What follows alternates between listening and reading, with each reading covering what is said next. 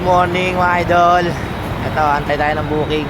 Dito tayo sa City Clean Fuel. Papakita ko na kakaiba sa motor ko, ha. Tignan yung motor ko, idol, ha.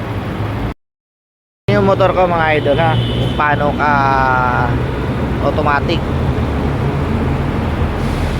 Matic na matic siya. Napakagaling ng ADB 150. Tignan ADB ko. Yan, tingnan nyo po, Paandar po yan, ha.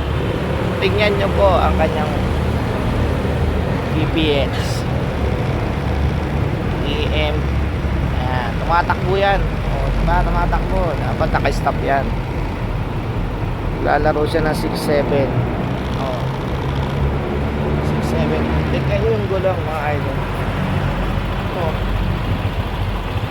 tumatakbo. Ganon.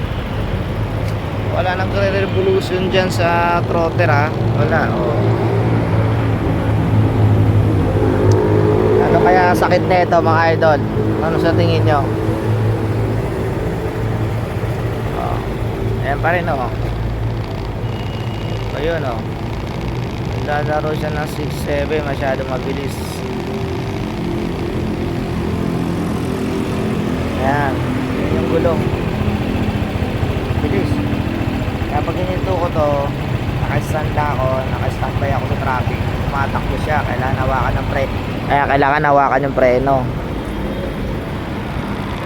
Yan, sabihin nyo, di maandar yan, ha. Ayan, ilaw, bukas makina yan.